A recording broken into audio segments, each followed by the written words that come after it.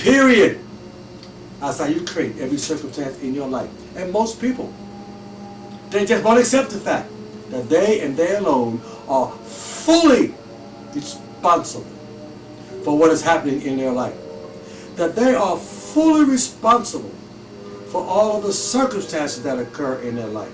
You see, most people, and this is sad, but this is the state of affairs right now. Most people have the tendency to believe they are victims of circumstance. Victims of circumstance. Instead of realizing they are the creators of those circumstances. They will accept being a creator of their good circumstances. Rarely, if ever, will they own up to being creators of all of the negative circumstances that occur in their life. But I'm telling you, the genie within you creates both for you through and by the mental states that you conjure up in that most powerful imagination of yours, which of course your subconscious mind is part of. My question to you is, do you want to change? Do you really want to change? And if so, are you willing to do whatever necessary to bring about that change, no matter how long it takes? Everybody wants change in their lives, and everybody is going to change. The question is, how are they going to change? That's always the underlying question. How are you going to change? Are you going to change in the positive direction and enjoy all of the good and uplifting and noble things in life? Or are you going to change and go in the opposite direction? Because there's only two directions you can either go, up or down, positive and negative. There ain't no other direction for you to go in. How willing are you to change?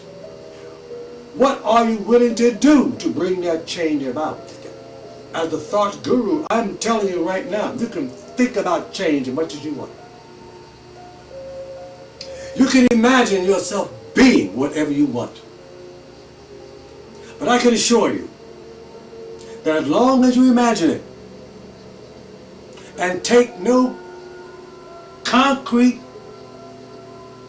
steps to bring it about,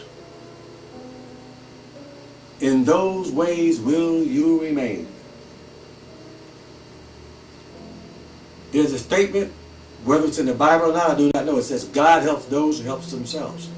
And I take that to mean the genie in you cannot make you get up off your rusty dusty and do anything. It can give you an idea that can take you out of whatever rut that you're in. But it cannot, it is impossible for it to force you to do anything. Why? Because you have free will relative to it. You are not a mindless robot, although sometimes I really question that about some of the things that people do that's detrimental to themselves and others. However, you have free will. You have free will to think whatever you want to think, whenever you want to think it, wherever you want to think it, and you have free will not to act. You can sit in your chair and you can literally decide not to do anything. And your subconscious mind, which contains the genie within you, can do absolutely nothing about it. See, the genie within you, this is its only premise. It literally says, imagination begets the event. It says you imagine it. You pump enough emotion into it. But it is you who will take the steps to cause that event to materialize. You and you alone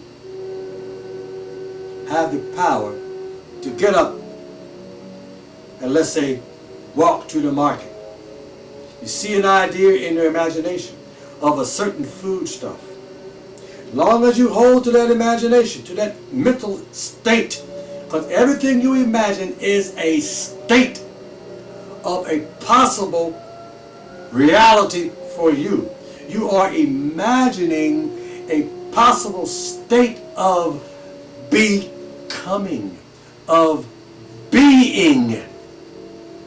And since you are human, you are imagining a state that as a human you can become. So that mental image in your mind of a certain whatever that you want to purchase at the store, it is a reality within you, but it is not a reality in the external world yet. It's not in your refrigerator. So what do? You get up, you have the mental image, you pump it with feeling. That mental image is a state of being. You walk to the market or you drive to the market, you go into the market, and as long as you hold that state, that potential state of being in your imagination, you will purchase whatever product. So the purchasing of the product is the end event of what you first begot within your imagination. And that's how everything that has occurred in your life, the good and the not so good, have occurred. Your imagination begot the circumstance. And sadly, you have completely forgotten. You don't even remember the thoughts that you thought about yourself or whoever yesterday, last week, last month, last year, years ago, decades ago. But I can assure you, my friend, though you forgot that more than 7 billion thoughts that you've had in a year's time, I can assure you, they have not forgotten about you, their Creator. And the good and the not so good, like that random traffic light, will appear in your life when you least expect it. Like, I don't know when that red or that green is going to pop up on my random traffic light.